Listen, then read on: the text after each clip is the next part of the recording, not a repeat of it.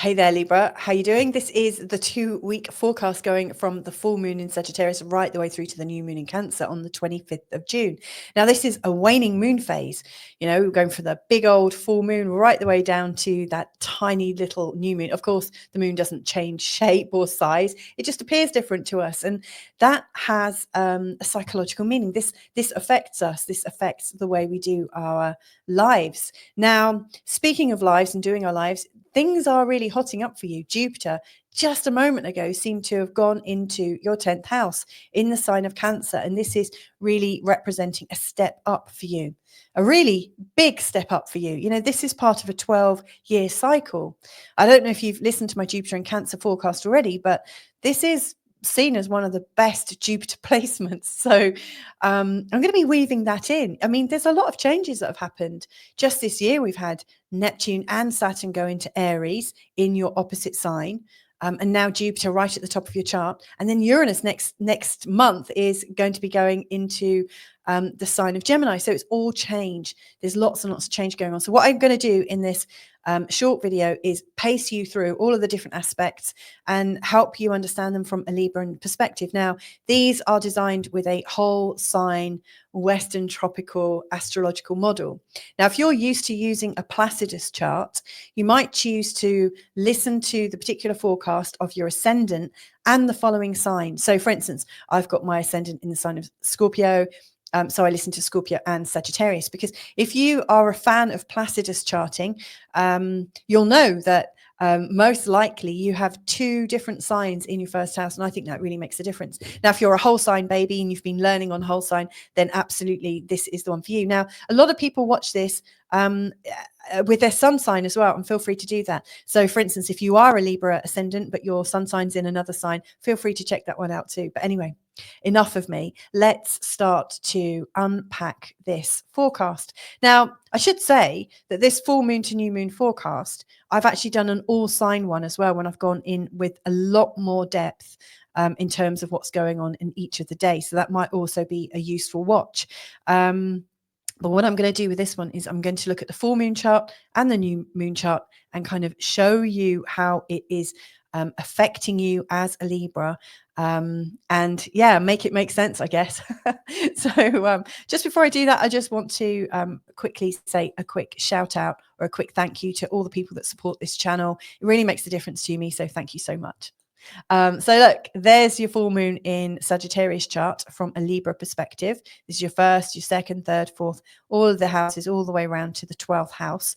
And you can see this full moon is taking place in your 3rd house, and the sun is in the 9th house. Now, this 3rd and 9th polarity is all about what's known and experienced and your local community and kind of like the way you grew up in your childhood versus the unknown, the far, far away, things that you haven't really experienced before. And it's a much deeper knowledge. So you've got what you know, and then there's a much deeper contextual understanding of your role on a much bigger planet. And so at the time of this full moon, it really wouldn't surprise me if there's a lot of tension around how you're living versus what you're hearing about outside of your bubble. And I don't mean to call it a bubble, you know, because we all have our own little bubbles, and that kind of sounds a bit patronizing, but we have our own world that we know and experience. And then there's what's out there that we don't know. And yet we get experiences of or glimpses of. We don't actually know if it's true or not, by the way, or these little glimpses that we're having from all these various different places. However, we can go out into the world and experience things firsthand and have a bit of an adventure. And really, that's where your heart is. You know, right now, your personality, where Jupiter's just been and where Uranus is about to go, it's really emphasizing being on a journey and expanding out of anywhere where you might have felt like your childhood or your life up till now has been parochial. It's like, I need to break out, I need to branch out. But at the time of the full moon, boy, oh boy, is there some kind of identity issue going on, because as much as you're wanting to go out, there's also this part of you that really wants to stay safe and stay in the known and feel that sense of belonging that you get with the known. So yeah, it's quite a paradox, wanting to be out in the unknown whilst also wanting to have that sense of belonging and know where you come from. So yeah, big times. Now, as we go through to the new moon in Cancer, you'll see that the moon's actually going to go all the way around, and then it's going to join Jupiter. You'll see Mercury's already up there and Jupiter's up there.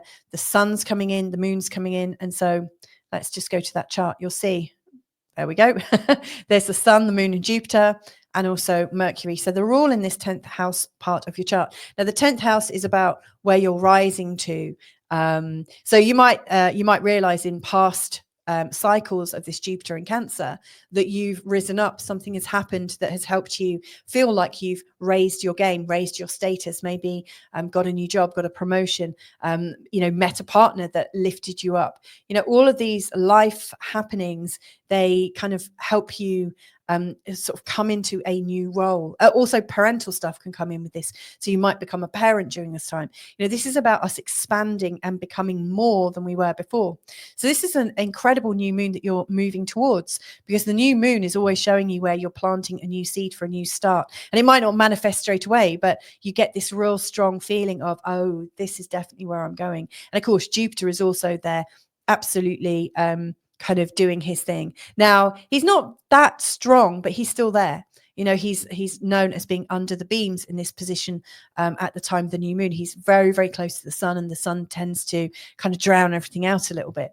However, just the day before, on the 24th, the sun was absolutely stirring Jupiter's energies. We will have the Jupiter Cazimi, where Jupiter is kind of pushed forwards. The sun is shining right the way through Jupiter, not actually literally, but that's how it appears. And the Jupiterian, the hope, the optimism, the goodwill, the feeling of, oh my God, I'm a superhero, I'm going to take over the world. That kind of energy is going to come forward. And so you've got that residual energy as this new moon is happening on the 25th. So yeah, really quite big stuff. Now, what I want to run through is some of the there are some very shocking things happening during this time. In particular, we've got a whole series of squares. Now, these squares are where you've got like if I was to draw a line into the center of this circle and then back out to Saturn and Neptune, what you would see is this 90-degree angle, i.e. like a T-square. It's like a set square, in maths and trigonometry. But anyway, this is a 90-degree angle, and these are all known as squares. Now, when squares come up, you've got this feeling of frustration. And of course, what's going on in these charts for you and what's going on in your life right now is that there are these squares that will be feeding into your life. But I always think when there's a lot of squares, it's also what's going on in the world, like as above, so below, within and without, or on the outside. And so we've got the sun in a square to the North Node earlier in the week. I'll just show you, there's the sun in a square to the North Node. Then we've got Mars in a square to Uranus. Then we've got Jupiter in a square to Saturn. Now, this is a big one because Jupiter and Saturn have been in a square since August of last year. They've come into the square and out, and then back in and out. And this is the last one. I mean, even when they've been going through the out times, they've still been in a very sort of squared position. But this is the tension between expansion and settling, like adventure and putting down roots, the new and the bold and the exciting versus the stable, the known, and the tried and tested and measured. And so, humanity has been like viewing these energies like crazy. We've been really seeing like bold moves and then the tradition and trying to make it make sense. And of course, it doesn't really make sense to any of us. Now, these squares come along every 9 years and they really test us. They don't normally test us for almost a year. I mean, this is 9 months, we could say. They don't normally test us for 9 months in a go. They normally happen and then disappear. It's just that they both went retrograde after and then forward. So yeah, I'm looking forward to this kind of passing away. So this Jupiter square Saturn is at its culmination on the 15th. And so the tensions between wanting to run and wanting to stay, and then the tensions of really wanting to do something and kind of be a little bit practical about it, like take some action. And we're quite proud here with Mars in the sign of Leo. It's in a square to Uranus in the sign of Taurus, which I think are absolutely about values. So to me, there's very strong ideological values, very, very strong sort of humanitarian values in a real sort of frustration with proud anger. and they're not going anywhere. Like they are absolutely coming into this tight square, just as Jupiter is wanting to expand versus stay. So there's all sorts of paradoxes going on the 15th. It's not surprising, I know that there are some protests planned from the 14th, so Saturday, Sunday, and then into this next week, we've got Mars going into Virgo. All of a sudden, we're not going to be quite so proud, but we're going to be actually wanting to fix things, I think, and take practical action. The Sun is also in a sextile to Chiron. This is also very healing and helpful. However, towards the 19th, Jupiter comes into the exact square with Neptune. We're wanting to expand, and yet there's this sense of confusion and also ideology that may be preventing us from expanding. We're also not very sure about our identity. It's a bit of an identity crisis going on. And then on the 21st, another very strong day, the Sun is moving into the sign of Cancer. The Sun will just be here. Mercury trine node is quite helpful, but the 22nd, 23rd, you've then got the Sun exactly square Saturn, the Sun exactly square Neptune. So what I really noticed with this 2-week period is that there's this weirdness around Saturn and Neptune, and I've described it. You'll see it in my description notes. I've written a little piece about this. Why didn't I see this before? It's like a dream-like haze, the Saturn and Neptune energy. So I'm reading it out from my computer screen above. There's a doubt, a sense of the veil is lifting slowly. A truth is surfacing, but it's not all happening at once. It's not kind of boom and then it's done. And I can see. We are having to discern in real time. These planets have been moving together for quite some time. They're in the early degrees of Aries, which is all about this new identity we've got. You'll find that this is, obviously in your 7th house, Libra. And so you may well find that the people around you are feeling really confused and really not sure about what they're doing. This is almost like we are coming into we're coming to our senses, but from your perspective, it looks like it's the people around you that are doing it, and then of course you doubt yourself because everyone else is slightly confused. And so, yeah, that's interesting. So you're up here wanting to move forwards in life and to create these new feelings. This is an uprush of compassion and healing. This is the mum touch, like feeling like really strong, like a mum or a parent. It's very parental in the sign of Cancer. So this new moon and also the Jupiter energy, it's like a wave of compassion, a wave of emotion. Now, one of the things I said about my full moon in Sagittarius reading was I called it stop looping, start choosing. I think our emotions have been whipped up into a frenzy, especially if we go back to here, the time of the full moon. It just feels like emotions are getting crazier and crazier, and we're making decisions based on things that happened in the past. We're not necessarily making decisions on things that are happening right now. So we're projecting our fears into the future. And yet, as we come into the future, as we're coming into the new moon in Cancer, there's a softness, there's a desire for softness. And I really think, Libra, you are wanting to lead the way on this. You are really wanting to feel peace. Your own ruling planet is connecting up to the North Node in Pisces and also to the South Node in Virgo. This is really speaking of how can I be of service? How can we find a way forwards? How can we forge this? So whether this is what's going on externally for you or internally for you, really where I see you going is your compassion is leading you to a place of higher stature. Now, on the particular day of the new moon in Cancer, we've got quite a few planets in the early degrees. We've got the Sun, Moon, and Jupiter, and also Mars, and also Pluto. And they're making a series, and also Neptune and Saturn. And so they're making a series of Yods, like 2 Yods. So it's not a series, a couple of Yods. And these Yods are very tender. They come in very quickly and move apart quite quickly.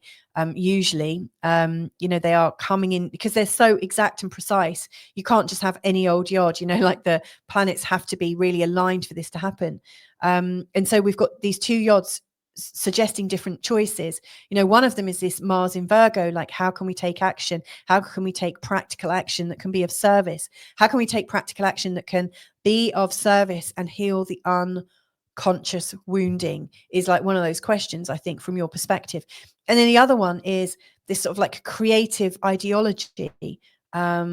this kind of awakening of a creative ideology, a very social ideology, a feeling of either I want control to ensure that this is my vision comes across, or you're reacting to the various controls about social ideology. So to me, it just feels like there's lots of tender new starts. And really, you don't need to focus on either of those. Really, where you need to be is just focusing on the gentleness, and be gentleness. And, ask yourself, how can I be gentle in this moment? How can I stay peaceful at this moment in time?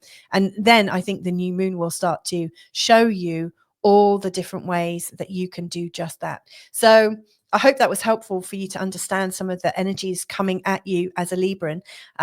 If you want to go deeper, I do have a membership program. All the details are below for that. And at this particular time, with these particular charts, I've already released them, in fact. So I do relationship and connection forecasts. I also do career and ambition forecasts every 2 weeks without fail. And there's daily forecasts, daily updates. There's 2 meetups, where we can look at our charts together and start to learn different aspects of astrology. So there's lots going on. That might be an option that gives you a little bit of support during these times. You might also choose that actually you want a consultation with me, and all my links are below so that you can just book straight into my diary and we can meet up. The other one, the third one, my third option would be to get 5 free questions. There's a WhatsApp astrological service at the moment. And if you click the link below, you'll be prompted to give your time, place, date of birth, and you can ask your questions and it will generate the answers for you. So that might also be of use. But anyway, have a great 2 weeks forward, Libra, and hopefully I'll catch up with you real soon. Take care and be gentleness. Bye.